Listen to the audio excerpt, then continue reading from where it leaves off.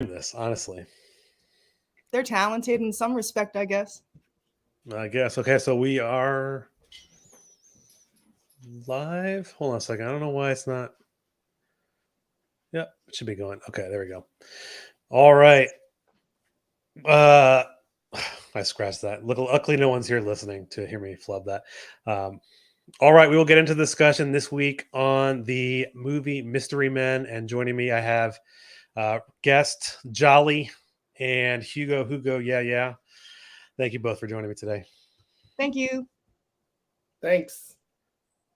So in full disclosure, I had not seen this movie until Jolly had recommended it a few months ago. I don't know when it was.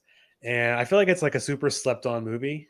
Like, I can't believe that I hadn't seen it. I almost feel embarrassed. Now I've watched it like multiple times since then. And it's just like Ben Stiller being ridiculous and everyone being ridiculous. I don't know. Oh yeah, dude. It is literally one of my all-time favorites. It's been one of my all-time favorites since I ever did see it because like as a Marxist though, underneath all the fart jokes and the slapstick comedy, it is like a super competent class analysis, right? I mean, fucking the main characters are underdogs. They're working class heroes, man. Just trying to get some respect, you know, in this society where only the rich and sponsored are celebrated. Yeah, it's funny. Yep. Like the opening scene is like it's well, for one, let's talk briefly about like the city, which I think is like super weird. And like the first thing I thought of when I turned it on was this is like The Boys, but like for kids and like with fart jokes. You know, it's like the opposite. Having like wasn't there like a senior citizen rave in the beginning? That was what was going on. It was like a senior home. Senior home. Mm-hmm. Yeah, and they were like popping pills and dancing, and there were strobe lights and a smoke machine. And that old I was like, "What party is this, dude?" Yeah, the bar was actually just like like different kinds of pills that they could like choose from. It was bizarre. Yeah. Sounds like my kind of party. It's funny because I think the first time I watched this movie, I was like young, and I was just like, okay, and I don't remember much about it. And then when we said you were gonna do it, I started looking for the movie to find a way to watch it, and I couldn't find a way to watch it. And I mentioned to my wife, like, "Hey, like I gotta watch Mystery Men." She's like, "Mystery Men? That's one of my favorite movies." She goes in above the closet, pulls out this box of DVDs that I've never seen before. It's been up there all this time, and she pulls out all these DVDs and Mystery Men in there, and she pops it on, and she's like quoting things. She's like like she knows the movie inside and out. But yeah, the party was a great. Now looking at it from this perspective, I was like, whoa, why is there a party at a senior citizen center? And why does Captain Amazing have so many sponsors? Yeah, well, first I'd say like, why shouldn't senior citizens be able to party though? I mean, with reservations. Okay. I think they want to. That's fair. Yeah, that's like the opening thing too. Aside from like that opening scene, the first thing I noticed when he comes in, he like swoops in through the window is his like he looks like a NASCAR driver with his like sponsors on his NASCAR uniform and Pepsi. Pepsi. Oh yeah, well he lost Pepsi. Oh, that's right. He loses his Pepsi. Yeah, that's like that. I mean, that's why I think that's why I originally thought it was reminding me of like a funny version of The Boys, was because they have like the statue of like outside as there's like scrolling in of like some superhero, probably him. And then they're all sponsored like on that show, right? So I feel like it has that same, not the same vibe of the show, of course. Yeah, I mean, it's like, I think it's almost like in this universe, like superheroes are like athletes, and like, you know, athletes do stuff for Nike all the time and like, you know, Reebok. So it's kind of the same thing. And yeah, and then like Jolly was saying, like the working class superheroes don't have sponsors, and that's why they suck. And like they have no media coverage, and they don't have publicists, which is a big deal there. How is his publicist just chilling at the senior citizen party already? Like, was he popping pills with all these old ladies? Does he have a fetish for old ladies? Like, what is going on? Like, why is he just chilling there already? Maybe they hired the Red Eyes to like do that so Captain Amazing can come save the day and look good. You know, FDR has a quote He said, everything in politics, when it happens, you can bet it was planned that way. Something to that effect. It's very chilling quote. Yeah. Maybe this is at play here. What was I going to say? And then, well, it's funny you mentioned like that he has a publicist. He's also like the town billionaire or the city billionaire, which will obviously only comes into play like a couple times they mention it. And it's so funny. I think one of the funniest things is how they later are like, oh, what's the billionaire's name? Is it like Art Lang? Is that Lance his name? Hunt. Lance Hunt. Lance Hunt, right. So it's like, a Lance Hunt is missing, and so is Captain Amazing. What a coincidence. And then there's the scene, Lance Hunt wears glasses. Captain Amazing doesn't wear glasses. Yes. But the sponsorship thing too, I feel like you said, it immediately creates a dichotomy in the movie of the haves and the have-nots. Like they're like a working class bunch of superheroes, right? Yeah, and they all are. Like Furious works at the junkyard. Shoveler is obviously a construction worker. The bowler works at a bowling alley. Like I don't know, but they're all working class heroes, like literally. Yeah, and what's crazy? Something I saw. This is like a IMDb little trivia thing. Apparently, shovel fighting was actually taught to infantry during World War II. That's badass. Which country did the shovel fighting? All of them, or like the U.S., Russia, Germany? This doesn't say. I'd have to look deeper into the shovel infantry thing. But I think that's funny. And then it also, the funny thing about the shoveler is it says that originally Danny DeVito was supposed to play him, but didn't. Which I think would have been pretty. The shoveler? Yeah. That's so interesting. What do you think of the shoveler? I love the shoveler. I think he's cool. He's very blue collar, and he's tough. His superhero thing makes sense, right? He has a shovel, he can whack people with it, and then during the day he's like actually shoveling stuff, and that's why he's good with a shovel. And then and I like his family. He's got a wife and kids. Although I'm worried that like they included the black wife with this black kids for some joke I'm not getting. But then and I also really like at the end his egg salad speech where he's like, goosebumps. That part. I do love it. Well, and I love his entire. He's really the only one. Well, I guess the Blue Raj also has like a costume. Obviously, they do, but I like how he has like the little shovel. I don't know what you would call it, like satchel in his back, holster? Like you'd have like a sword holster. Yeah, there you go. And it's his helmet with the light on it, for digging trenches, I guess, in World War II, the foxholes. Yeah. He probably smells crazy now because he just comes straight from work to do. You guys are gonna hate me now because I was about to sign him an analogy as the bourgeoisie, the petite bourgeoisie. Because what did he ever do? What did Shoveler ever do to you? I'm an annoying clown, Hugo, so I always have to draw some sort of obnoxious parallel. But I have to hear this theory. I have to hear this in practice, though. Okay, here we go. So we can all agree that the Shoveler is the most competent out of all of the heroes, right? He is.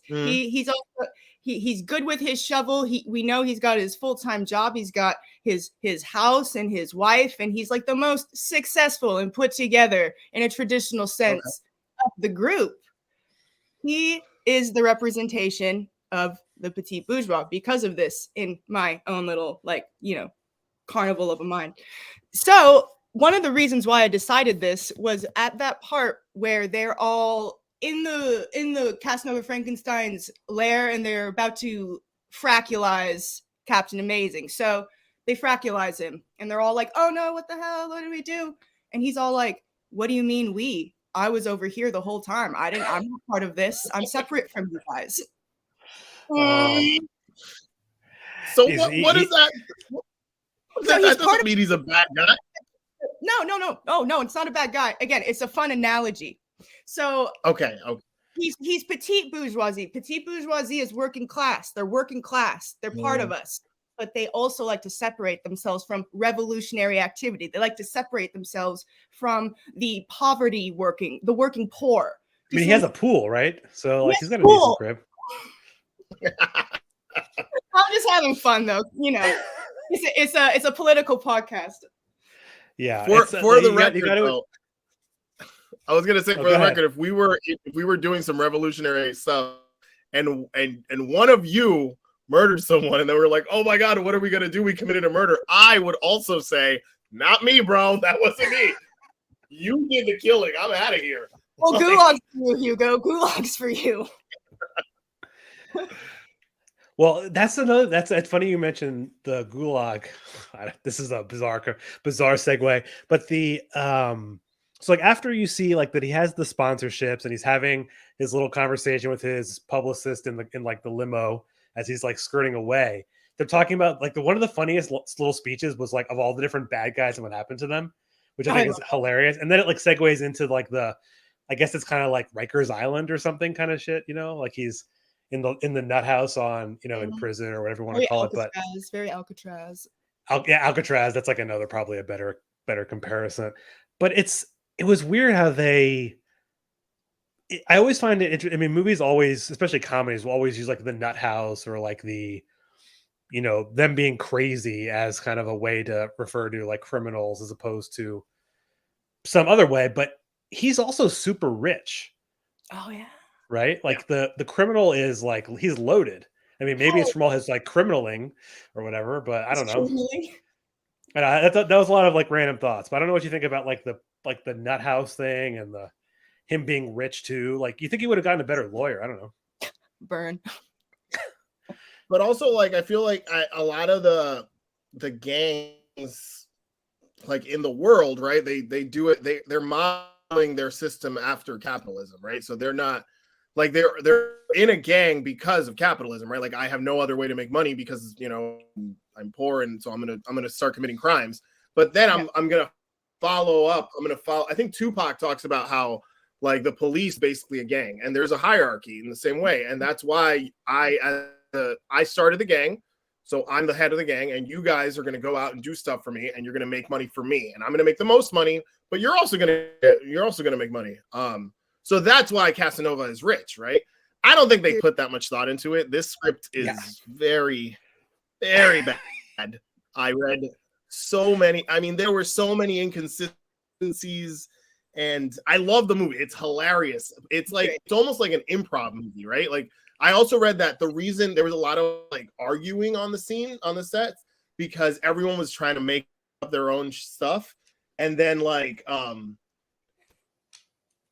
that's why it's fun, because everyone's kind of making their character as funny as it possibly could. But the story, oh my god, there's so many weird things. And that director, there were so many shots that were really bad. Like when they're at the party, and all the camera angle is from like the table, like shooting up. Like, don't ever shoot me in that light, in like that, from that angle. Everyone looks like calling out the cinematography.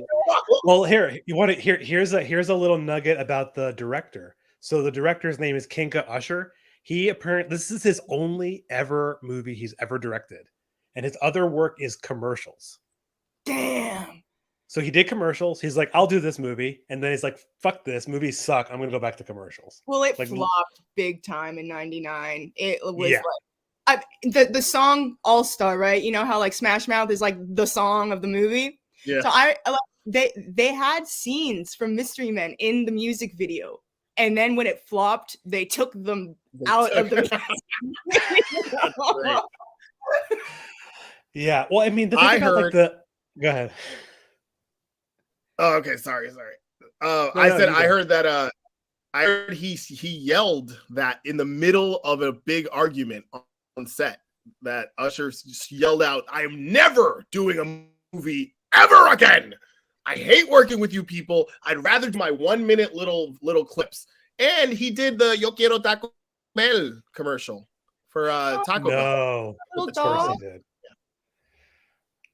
He probably made a lot more money doing that shit too. I mean, it's Yo Quiero Taco Bell, man. I remember getting those little toys at Taco Bell. They had the toys with the dog. I mean, I don't want to say like there's lots of movies at this era, I feel like, where there's lots of funny actors.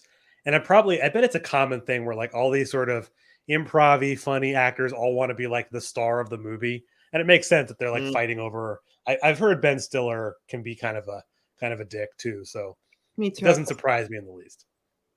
Absolutely. I I've met Ben Stiller, but he was very nice to me because I was just serving him coffee. Did you So- spit in it? You can tell us. Don't answer that. No, You're live. No, Tell us. I mean the coffee company I worked for went under, so it doesn't even matter. But no, I did not sit in Ben Stiller's coffee, and Probably it was very nice to meet him. I would have been like, I love you in dodgeball. Yes, in dodgeball, yes.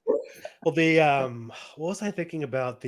One of the other. It's funny you were talking about the cinematography. So this movie also has lots of random kind of cameo people, like Tom Waits being in it. Oh my god, I wanted to say that. Well, apparently, sorry. Well, so apparently, the thing I was going to mention. It says in IMDb that Tom Waits' big speech when he's like talking about all this stuff, he couldn't remember his lines, so he wrote them on his hands, and that's why he's like standing super awkwardly in his scene.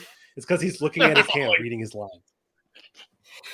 That's really funny. Like just Tom Waits is like my partner's favorite musician. If I actually took the camera into his room, like into the bedroom, there's posters all. He's got books on the Fool. He has like the one poster of Tom Waits from this movie that exists. Like, do they have a poster of him? Loves him. From Mystery Men. He makes good music. He did that song for the movie Robots. That song's a bop. Yeah, he has some good songs. But I think we should. We talked about the shoveler. Who's really the only of the characters, and you labeled him a petite bourgeois. What do you think about the other characters? And you don't have to say like where they fit, but just so the Ben Stiller's character I find is like the most bizarre in a way because he's like the leader of the group. Mm-hmm. Some of them have like also like the powers in this universe are like great, are just kind of like not real. They're so awesome. You know, they're just like super funny and his is just like I get really mad about shit. He's like, I hate capitalism. I'm going to be mad. He's leftists. Yeah. We're just mad. It's just so funny. I love his character. I think he's kind of like he's kind of like the worst of the bunch because he gets mad, but he doesn't have solutions. You know what I mean? And like even in the what? What's that again? He abandons them too. That's like you can't really bounce back from that. No, yeah. He's like I think like the one video you made where he's like an ANCAP and everyone's yelling at him, like that's very like appropriate. Because also remember when they were like trying to beat up the car and all he did, they were like everyone did something and he just stood at the top and was like and he just started like banging on the car. He didn't break a window. He wasn't useful in any way. He was just angry. That's the point. I think they're trying to put the character in that light.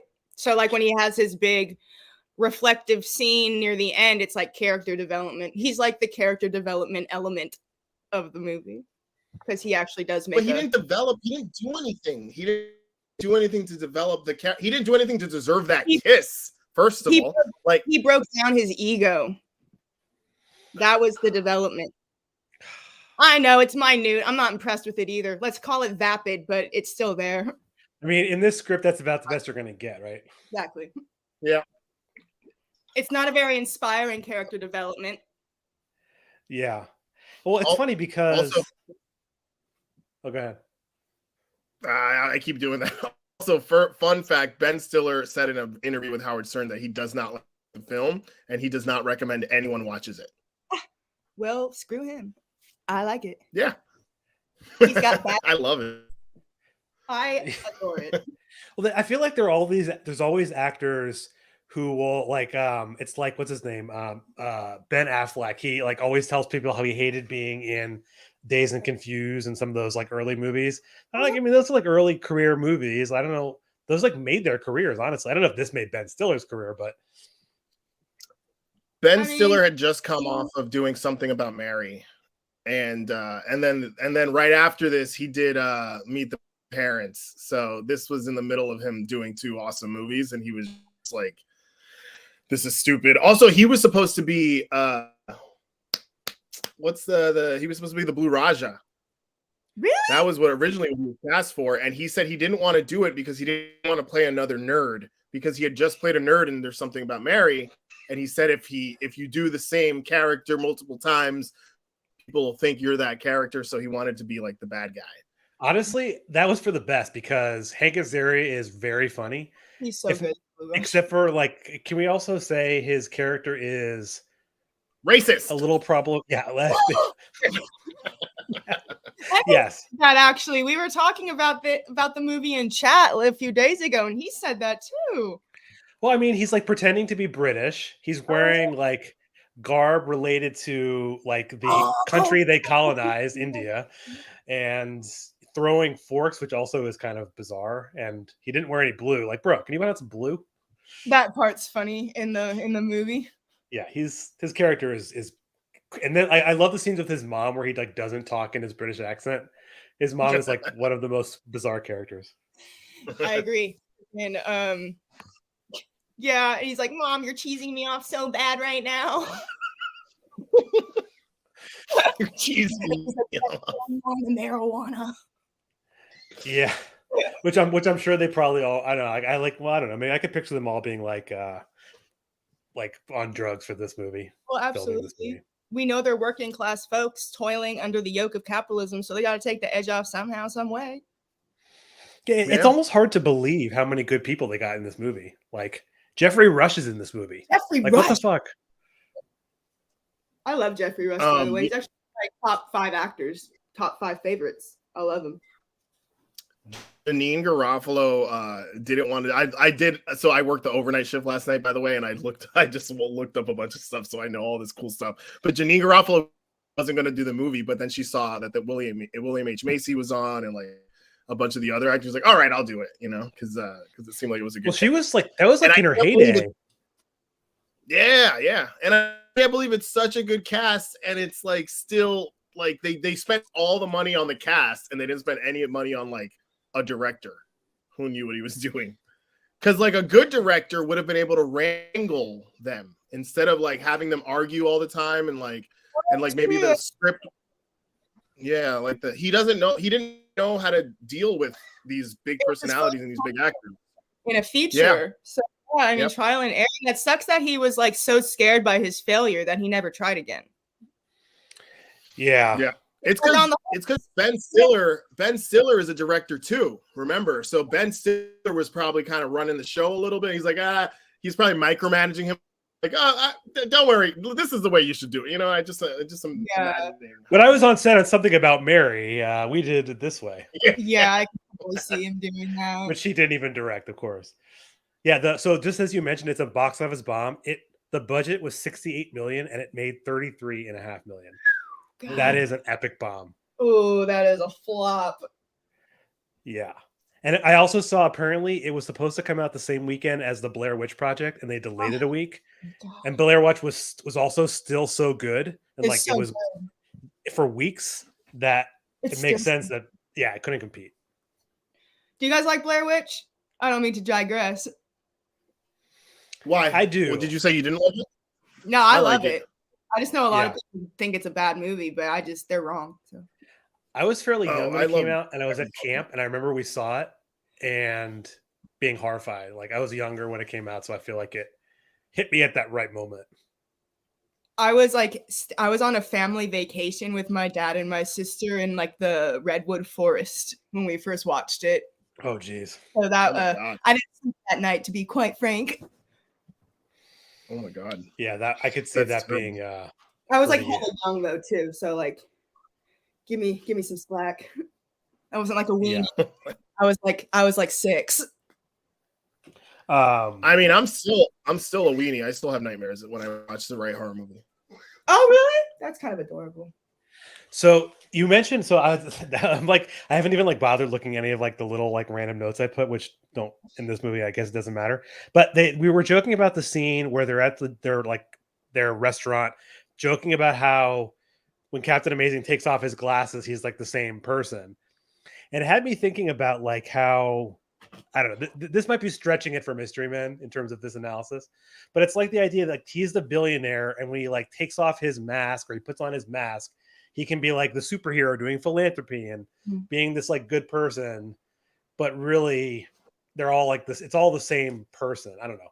I don't know what I'm talking about. Well, I mean, no, it's a good analogy to the freaking rich and their faux charities. You know what I mean? Like they put on a mask and play their philanthropy. They have their galas and their fundraisers, and meanwhile, it's all fingers behind the back because they don't actually intend to fix systemic issues where that puts the playing field on a level kind of basis here. They just want to pat themselves on the back. Oh, we're so charitable, and now we can continue on exploiting everybody. Yay!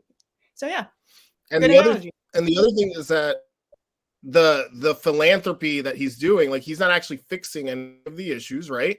And in fact, he's probably the cause of many of the problems. I'm sure he's comes from generational wealth, and whatever industry his family made money off of is the reason that a lot of those criminals' parents weren't around or were broke, and that's why they became criminals in the first place.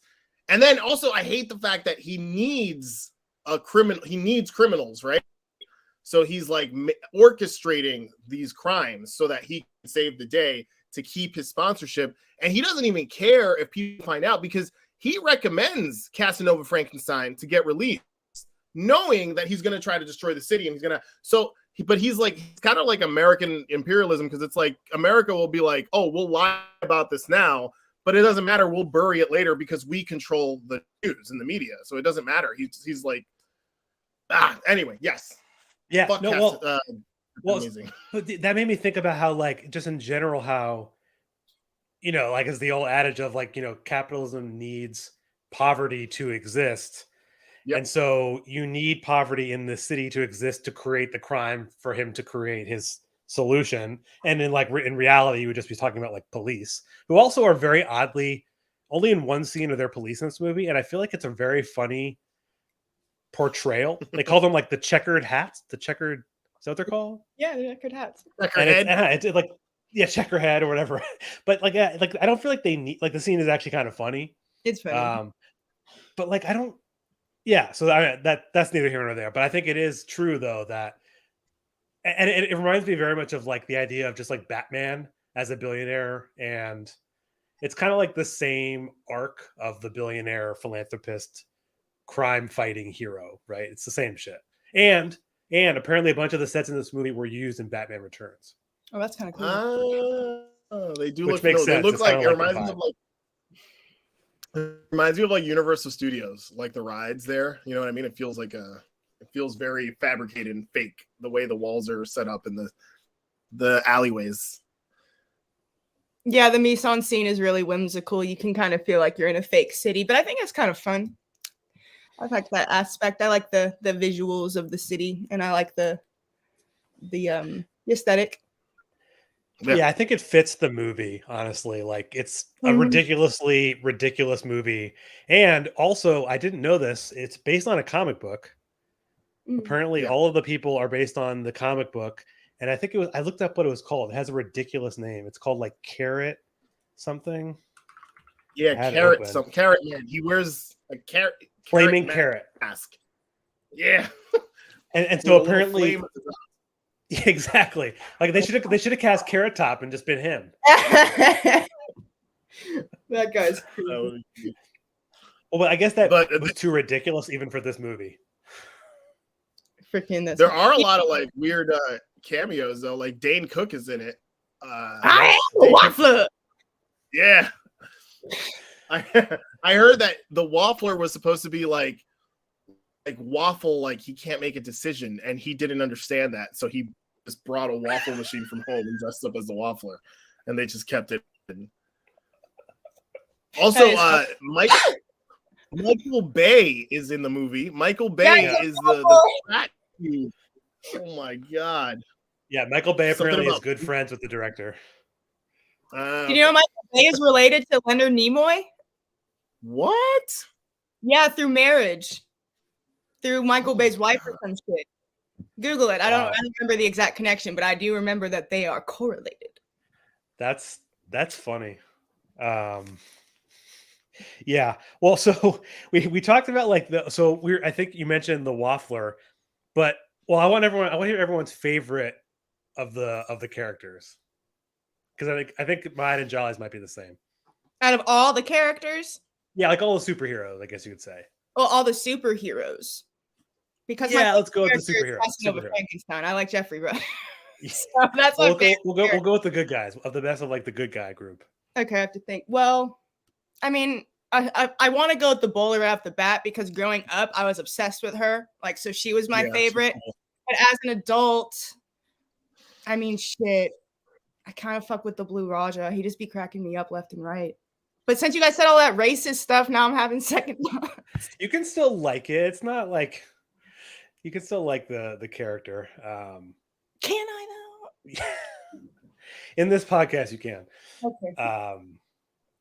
I like the bowler too. That's like my favorite of them.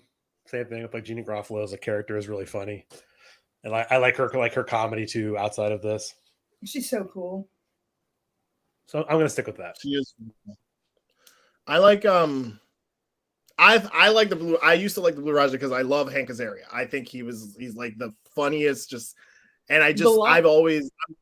I'm big on doing voices, so I've always loved the idea. Like when I found out the Simpsons characters are voiced by the same person, a lot of them, I was just like, what?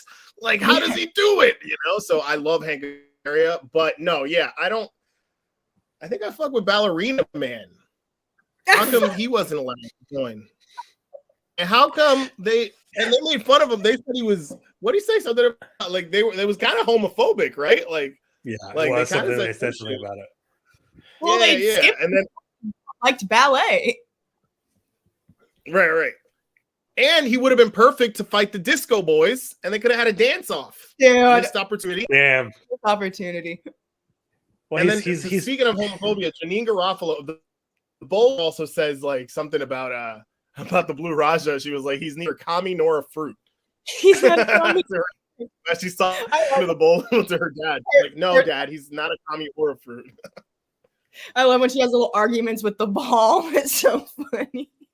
I saw some funny thing about that. Apparently, like, I wonder if some of them were improv or not. I don't know, given like her comedic background, but it's hard to say because the script is so absurd anyway.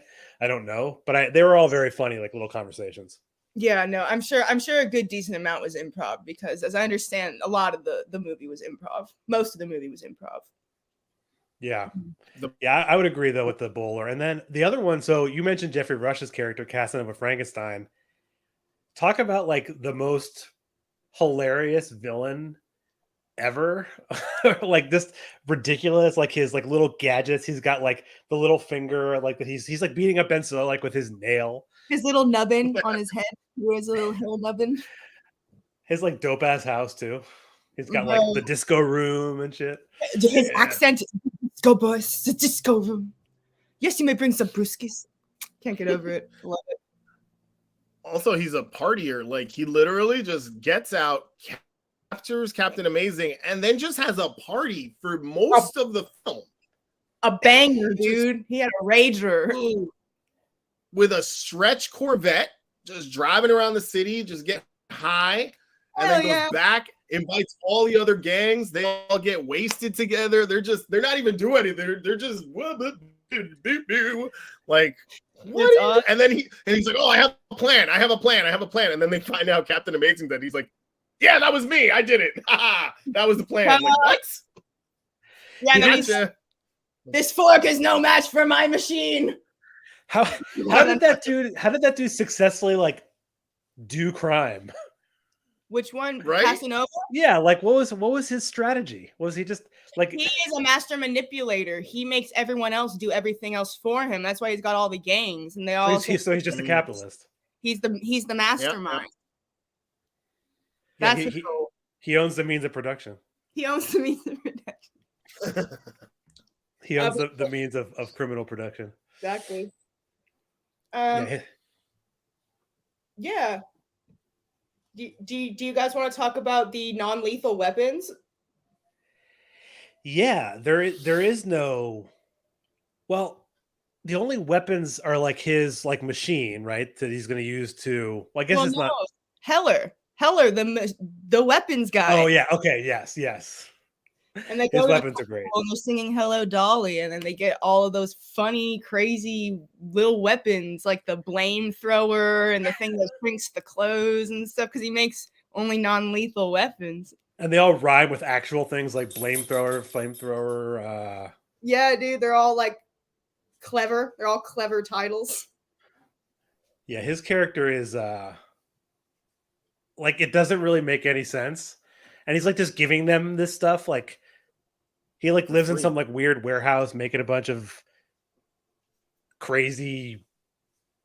I don't know. Like I don't know what to make of that. It doesn't make any sense. And they met him at the old people party. That's where they met him in the very first scene. And he's like, yeah. And they're all like, right. He doesn't live in a warehouse. He lives in like the roller coaster place, right? Like the amusement park. Yeah, in a carnival. He lives in like it's very Pee Wee Herman's Big Adventure, you know? Yeah. That's my favorite character, the spleen. I love the spleen. Paul Rubens is ultimate. Is so good. He's got so many funny, just like Killed. You killed him. He's just so ridiculous. The story of how he gets his powers too. He like starts telling it. He eats some of the shoveler's egg salad to get going. Oh god. They're like, and when the guy's trying to make excuses, it's just the way. It's not even what he says; it's just the way he says it with his lisp that comes out super funny. When they're like, he's like, "You killed him," and they're like, "Oh no, but I didn't. We all threw the switch." He's like, "It's the same difference. He's still dead." Like he's just making these funny voices.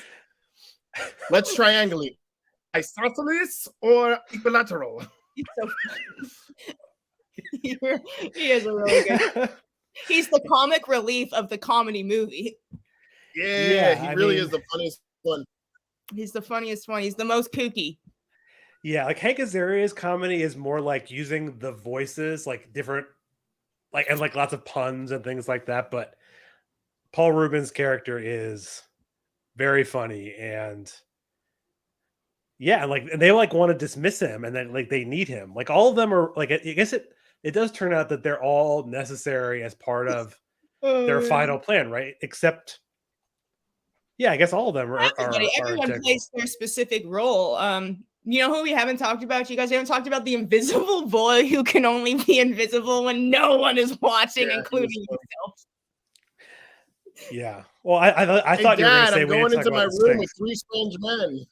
And he says jack shit. that was one of the funniest lines of the movie. It is, and that's Kel from Kenan and Kel. Yes. Yeah, I love him. Which I watched growing up. Well, and then the other one is like the Sphinx, which is kind of like he steals Ben Stiller's spotlight and becomes like the trainer, like the Mr. Miyagi kind of character or something, like giving everyone in there like making them feel good about themselves. He brings them together and trains them. And in all of his funny freaking like little circular advices and stuff, you know, like you must control your rage, or your rage will control you.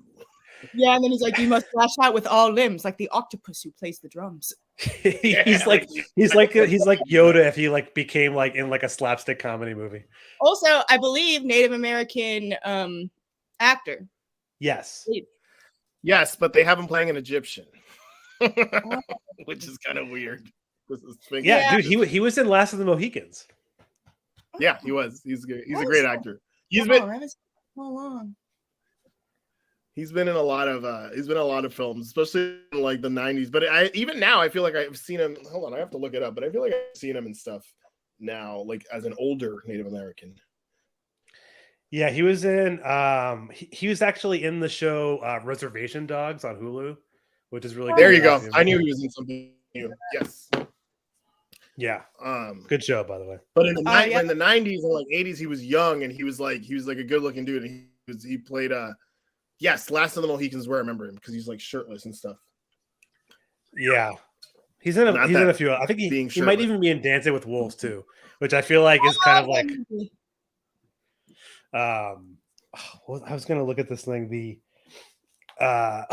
so like the like some of the funny like see I posted a video on TikTok about this one earlier. Was the like the scene where I think it's well you said Hugo like how Ben Stiller's character doesn't like deserve his like kiss from the waitress. I can't think of her character's name at the moment. I can't either.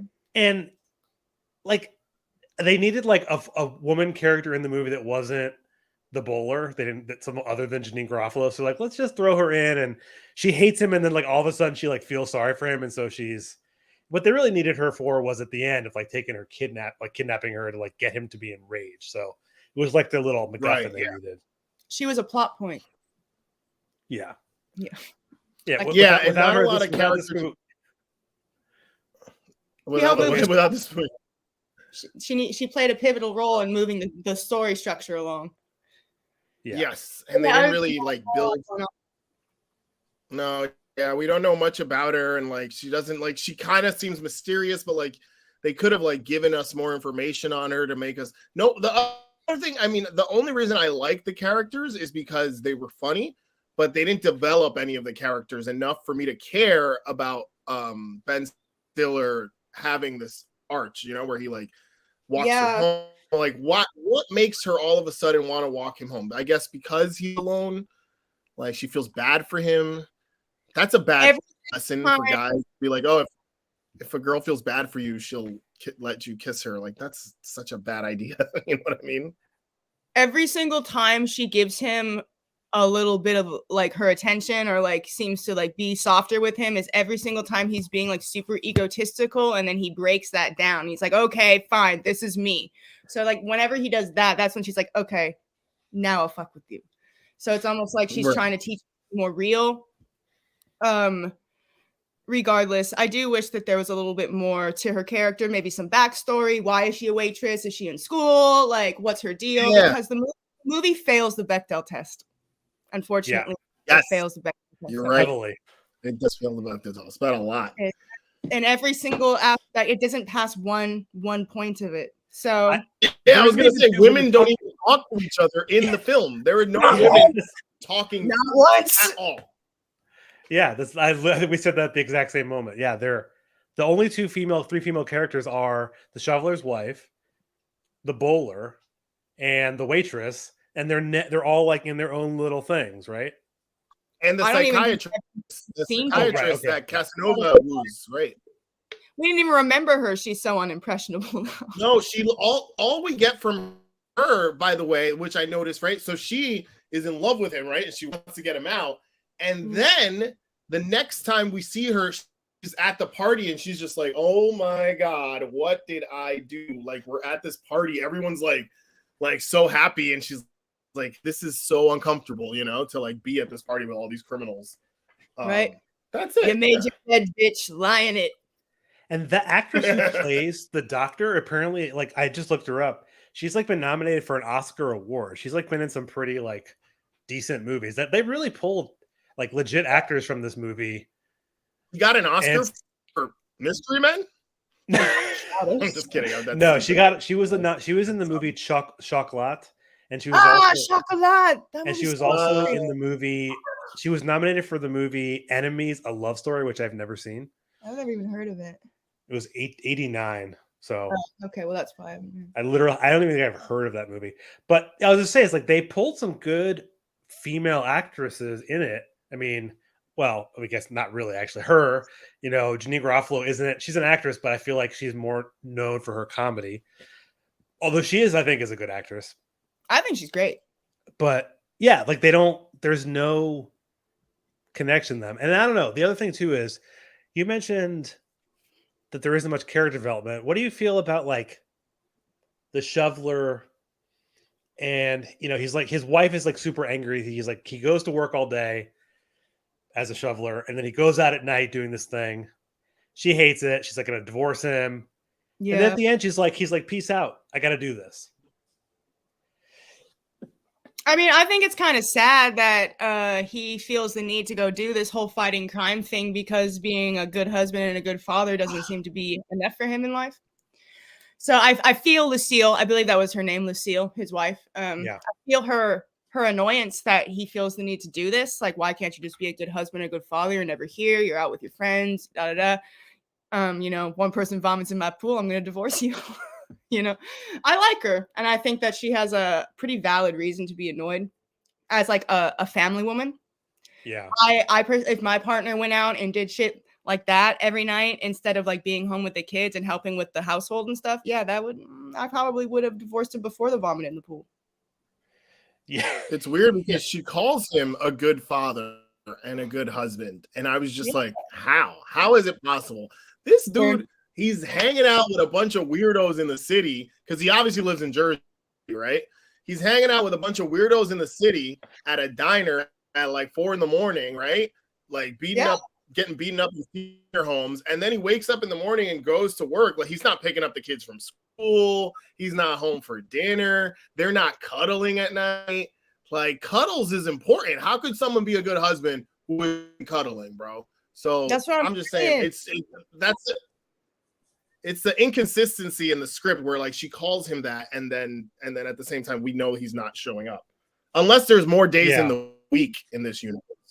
It's possible. We haven't considered that. Yeah. Yeah.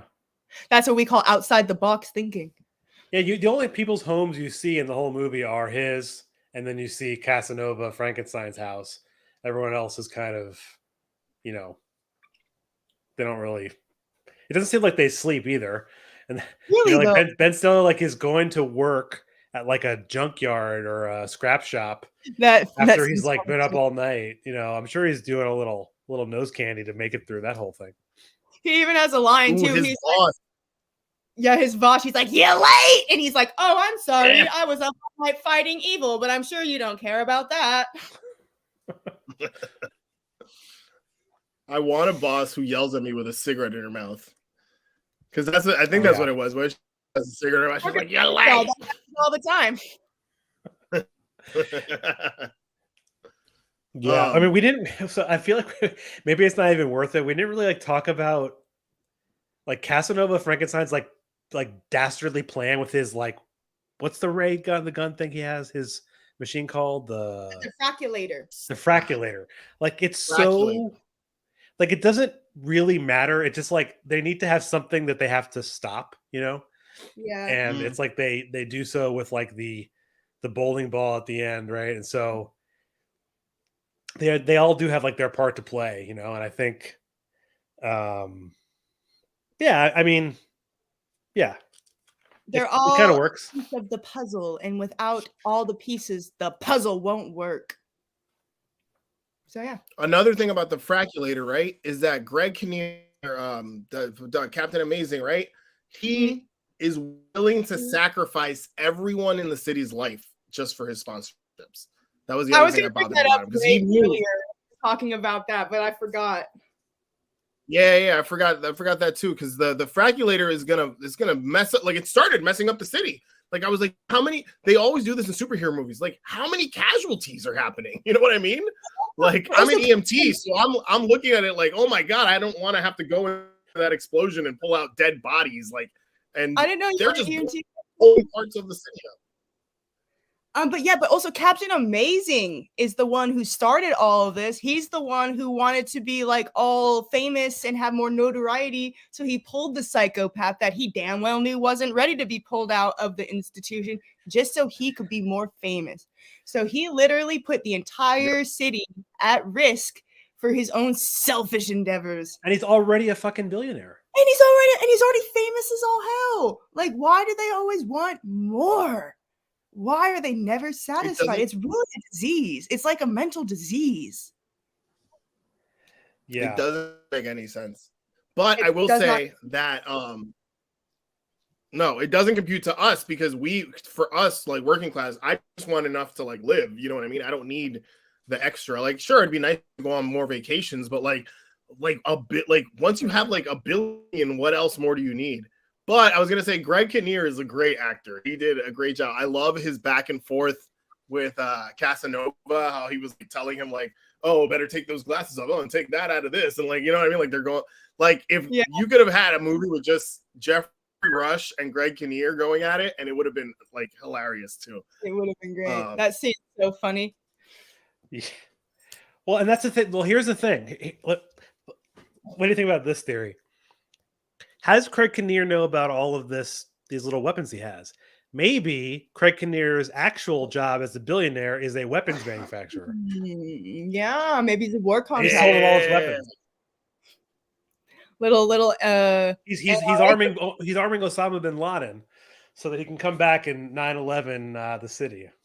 Yeah, it's possible. I mean, he's the capitalist class, and we all know they get up to all kinds of dastardly things. He's training the pilots that are going to fly into the towers, into the Twin Towers. He's training the pilots for summer. Yeah. I mean technically, if we want to put Captain Amazing into the capitalism role model, I mean, America, the capitalist, top dog, was the one who gave the Mujahideen the weapons. I mean, we basically gave them the ability to do 9/11. So if we go by that theory, then the working class could melt America with a fracculator. Yes. Let's defracculate to socialism. You have to switch. Fuck yeah, dude. Yeah, they have to like switch that ray gun for it to just be like to shoot out some class consciousness rays. Like, I love it. The class consciousness gun. I'd be shooting people down all day. That would be great. The blame thrower, but it's like class consciousness thrower. Yeah, that's yeah, right. Close, dude. It just shoots theory at you. That'd be so cool. On imperialism, on authority, state revolution. Yeah, the three people are arguing. Instead of arguing about that, they're like he's an ML and he's like some other like arguing over like. They literally just turned into Trotsky and Stalin. Well, so it's funny. I was thinking about the very last scene of the movie when they're like in front of the cameras and they're like doing their little speech. I don't remember which one. I think they're all kind of like taking turns talking, but they're like thanking all of the people that like make the city go. I love that scene. And I think it's like a perfect ending to it because it's saying like this Captain America or whatever, Captain Amazing, he embodied none of the people in the city, whereas like our group does embody the actual people who live here. And so I thought it was a good way to end it. It was a perfect way. It also connects to the Shoveler's speech while he was making the egg salad. He was like, we keep waiting for the cavalry to show up, for somebody to save us. And it's a great like connection to just like the revolution, right? Like no one's gonna save you, bro. Like we can't just sit around and vote and hope Captain Amazing shows up. Like we need to do something, because if we don't do it, we're all gonna die anyway. So it's like you gotta try, right? Because otherwise we're all gonna get fracculated. We're all gonna get fracculated. Yeah. I love that analogy. That's dope.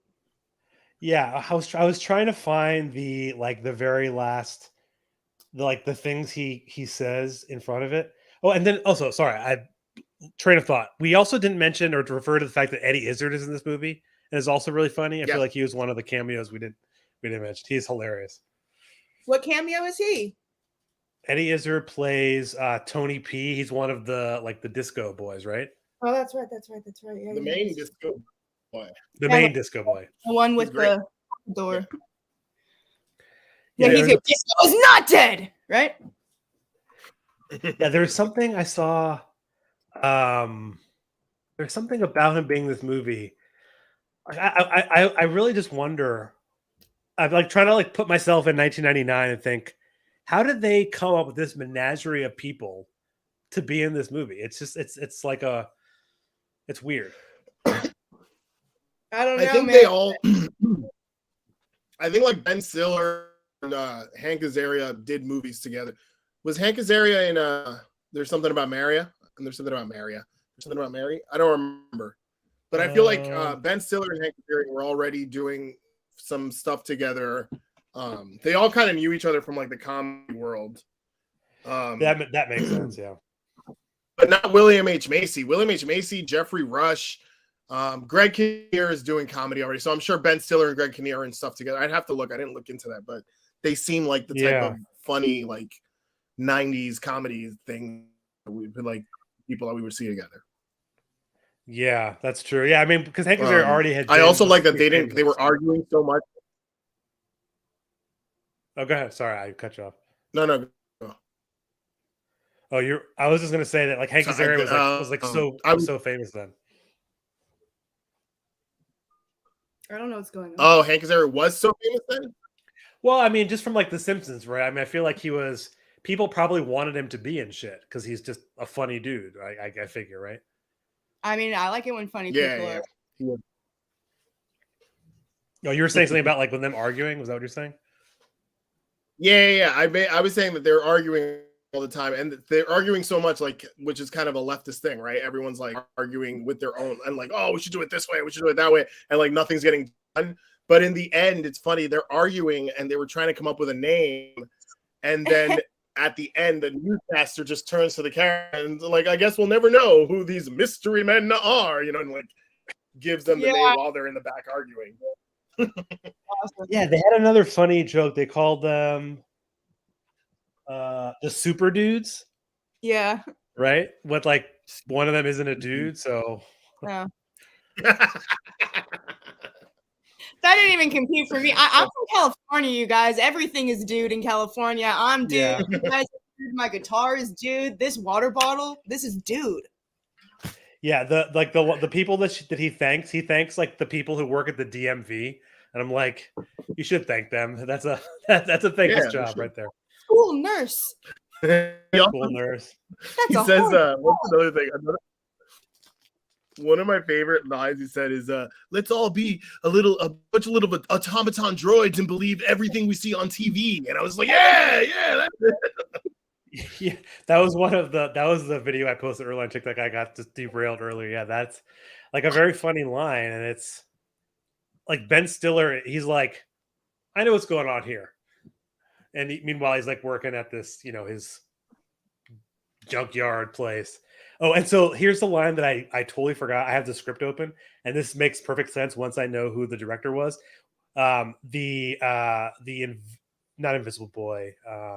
Invisible Boy is thanking all the people, and he says, to the people that remember jingles from old commercials. Hell and I think it's funny, given that the director is the director. It's like, yeah, he's like, everyone remembers Yo Quiero Taco Bell, which is ironic because we said that. Sometimes those jingles do. The other. I remember a lot of jingles. I'm a big jingle guy. I remember like Mentos commercial. I used to sing that all the time. Yeah, I'm a jingle. The other thing I was gonna say is the funny thing. The other connection I made is that when the shovelers like, okay, so I know this is crazy, but have you ever noticed that Lance Hunt, wears glasses, but he looks a lot, and he's saying this thing like it's a crazy conspiracy, right? And I think it's very funny that like everyone believes that like it's this hidden like rich cabal of like evil people who are actually controlling everything. Like, no, it's the actual rich evil fucks who are standing there right in front of us on TV, making everything terrible. There's no conspiracy here. Like the shoveler's right. He shouldn't be like whispering this. Just scream it. Like it's true. It's not a conspiracy. Like it's so obvious. Transparent. Yeah, and my favorite part about that scene is he's like, he takes his glasses off. How would he see? He takes them off. It's like, yeah. Doesn't make any sense, bro. That's like saying, what? How could no? How could America have like bombed them? Like America loves democracy, you know what I mean? Like something like that. Like how would they be? Why would they do that? We love democracy. They would never lie. They just said so on the TV. Exactly. Which is Ben Stiller's. I feel like those jokes like coming back to back like couldn't have been like an accident, even if their intention was not like the intention we're putting into it. I feel like I don't think it was. I think they were trying to make fun of Bruce Wayne. Yeah. Yeah. Well, Bruce Wayne or Superman? Yeah, it's better. So let's go with that. But making fun of Bruce Wayne is like Batman is, and I know I have a Batman tattoo, but I got it before I knew all this. But Batman is the worst, dude. Batman sucks. He's like he could help all of these insane people. He could help the Joker. He could help all these criminals. Instead, he just likes to beat them up in the street, you know? Put them in prison. Yeah, that like his parents probably own or some shit. And he's like a weapons manufacturer. Yeah, I mean, like so here's my shameless plug that I made like a little merch store, and in my merch store I have a little like Batman logo, and it says ACAB includes Batman because yes, it does. That's literally what he does. He builds weapons. So that's why he's the. Oh no, the connection. Sorry, the video went out. I was gonna say, yeah, that's why he does that, so that he can go out and like try little weapons on the poor and the criminally insane. I mean, he's like literally like epitomizes like America, right? I mean, we're off into the Batman world, but like making weapons to sell to the bad guys so that then you have an excuse to make more weapons. Yep, there you go. But yeah, so I don't know if any final thoughts about this movie. I feel like we talked about, I think we brought up, or you brought up, both of us, like a lot of those funny trivia things, but any final mystery men I think words of wisdom? We covered lots of good stuff here. I'm satisfied. Yeah, you got anything? Yeah, like I don't like that we didn't mention Pencilhead and Pencil Boy. That's the only people we didn't PMS talk Avenger. What about the PMS Avenger? Yeah, the PMS Avenger. The PMS Avenger. That was a good one. Yeah.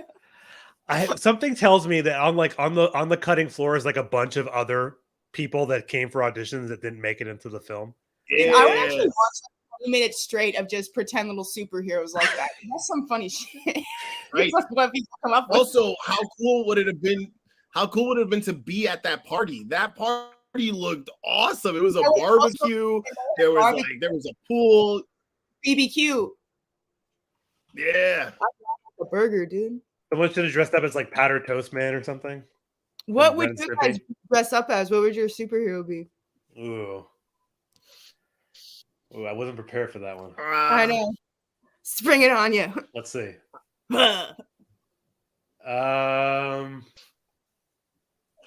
Okay. Working class boy. Damn it. What did you call? I said kid. What did you say? Communist kid. Communist kid. What about oh man. Ooh, I'd be the guillotine. Oh, awesome. Or no. No, I would be Mal Returns or something, and I just kill him. Is such a badass superhero name, though. He likes that. The guillotine, dude. Slicing down evil. And you know who like the guillotine would be? It would be like you'd be like a chef who has one of those like mandolin cutters. It's like your weapon, and he'd like pull it off. I don't know. Too much cutlery. There's already the blue cutlery going on here. Oh man, I don't know. I feel like I can't top any of these. I think guillotine is pretty good. The guillotine. Guillotine's hard to beat. The guillotine probably exists already somewhere. Oh, what about the Bolshevik bandit? Oh, that's badass. You better be the Bolshevik bandit. Yeah, you'd have your costume would just say like 1917 on it or something.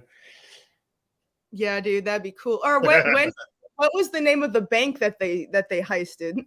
The Bolsheviks heisted a bank. Oh shit, I don't know. I'm looking it up right now. Tiflis. It was Tiflis.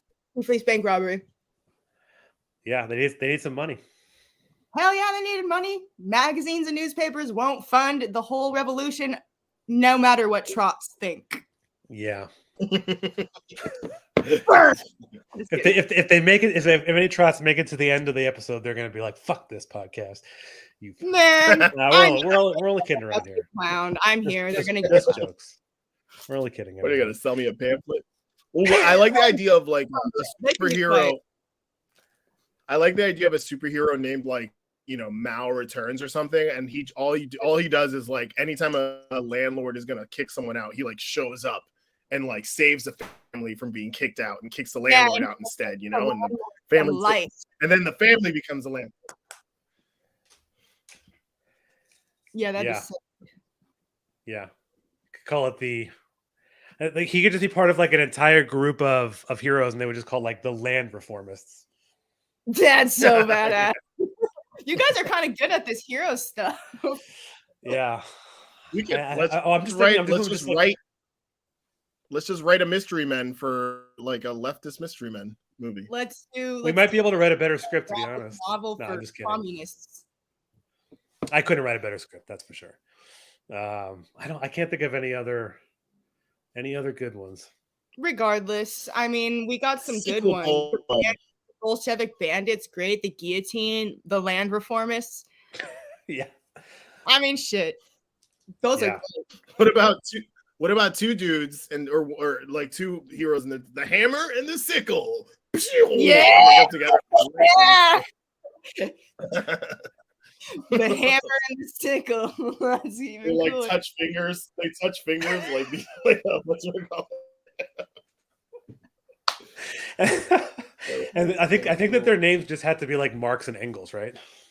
That could be another one. Damn, Really. Marx and Engels. Damn gravity. Oh yeah. Oh man. Dude, my room's so hot. But yeah, I don't know. I don't. That was a good question, Jolly. I didn't think of that one. I like to pose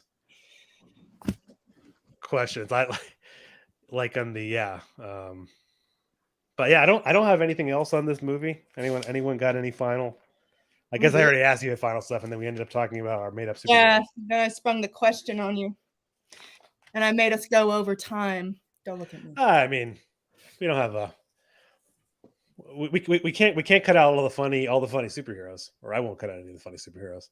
Yeah, no, you shouldn't. The banter is key. I mean, you should cut this out, but yeah, cut the banter about talking about the banter. That's not good. Yeah, cut the banter. Yeah. Cool, guys. Well, Jolly and Hugo, thank you both for being here and doing this podcast on Mr. Man. And Jolly, thank you for making me watch this movie. You didn't make me watch it, but getting me to watch this movie because this movie is. I insisted. I wish I had it on DVD It was too, Hugo. really great. Yeah, we can watch it whenever we want. I have it on DVD as well, so I'm in Hugo's ballpark. Get on our level, bro. Yeah.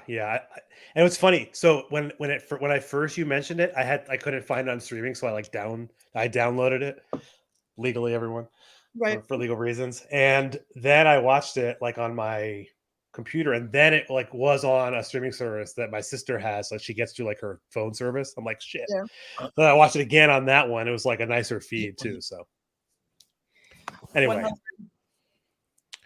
Cool. Well, if you want to. I was going to say, if you want to do another one, I can tell you the list of DVDs that I have, so we could pick one from there. Because they're all like 90s. It's all my wife's like 90s, like funny, like comedy stuff. There's a lot of rom-com in there too. It's funny because I feel like I stopped buying DVDs at some point around that time, and I have a whole stack of DVDs, and I have nothing to play them in unless I can find like my old PlayStation 2 like control, like the plug or whatever. Yeah, that's what I use. I use my Xbox 360, and I just put it in the living room. I literally have a DVD player. See, I don't have one because I haven't been using DVDs for so long. But it's right there. See, DVD. Yeah. A DVD player. Yeah, it's like you have Blu-ray too? No, I actually don't. I don't think I even have any Blu-rays. All my shit's like before Blu-ray existed. I think. I'm old as shit. I never had one, and again, that's not even really mine. It's Patrick's. Cool. Yeah. Well, thank you everyone for sticking out on the live, and we will be coming back to you next week with another movie. Yay! Thank you all. Thank you.